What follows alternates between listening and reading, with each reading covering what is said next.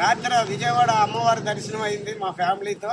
మరి అక్కడి నుంచి రాత్రి 12 గంటలకి ఈ మచిలీపట్నం విజయవాడ హైవేలో ఉన్న ఎస్ విహార్ అనే హోటల్లో దిగాం.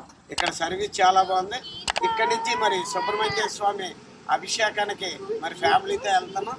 ఇక్కడి నుంచి ఎంతో దూరం కదండి, ఒక ½ అవర్ దూరంలో మరి సుబ్రహ్మణ్య స్వామి ఆలయం ఉంది. అక్కడికి వెళ్ళి మొత్తం ఫ్యామిలీ అంతా అభిషేకం చేయించుకొని మరి మేము బాగుండాలి, మాతో పాటు మరి అందరూ బాగుండాలని చెప్పి ఆ సుబ్రహ్మణ్య స్వామికి అందరం కూడా నమస్కరించుకుంటామండి. మరి పదండి మరి ఆ సుబ్రహ్మణ్య స్వామి గుడికి వెళ్దాం.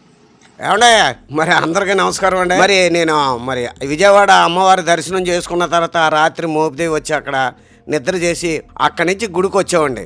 ఇక్కడ గుడి అండి చాలా అద్భుతంగా ఉందండి. ఆ దేవుడు మహిమలండి అక్కడ పూజారులు చెప్తుంటే నాకే ఆశ్చర్యం వేసిందండి. దర్శనం చేసుకొని అభిషేకం అయిన తర్వాత బయటకు వచ్చిన తర్వాత అండి, బయట ఒక చెట్టు అండి, నాగమల్లి చెట్టు అని. ఆ చెట్టుకండి అన్ని ముడుపులండి.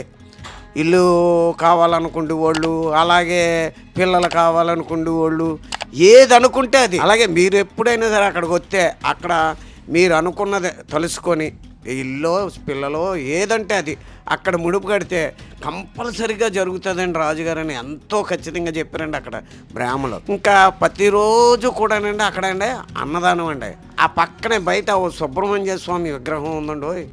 అక్కడికి వెళ్తే అండి కంపల్సరీ ప్రతి సంవత్సరం ఏదో టైంలోనండి సర్పరూపంలో సుబ్రహ్మణ్య స్వామి వచ్చి వెళ్తూ ఉంటాడంటండి. అలా వచ్చి ఆ లోపల ఉన్న చిన్న శివుడి దగ్గర చిన్న ఓళ్ళు ఉందండి, అందులోకి వెళ్తుందంటండి.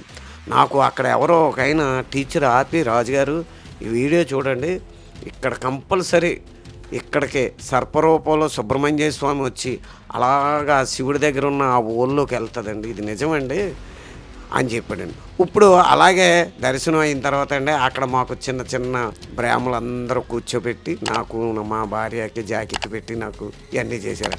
అలాగే మా మనవరాలకు ఒక చిన్న అక్కడే బొమ్మలు కొన్నామండి. ఈ విజయవాడ దగ్గర కానీ ఈ సరౌండింగ్లో ఎక్కడ ఉన్నవారైనా సరే కంపల్సరీ మోపిదేవి సుబ్రహ్మణ్య స్వామి గుడికి వెళ్ళండి. అక్కడ అనుకున్నది అనుకున్నట్టు ఖచ్చితంగా జరుగుతుందండి.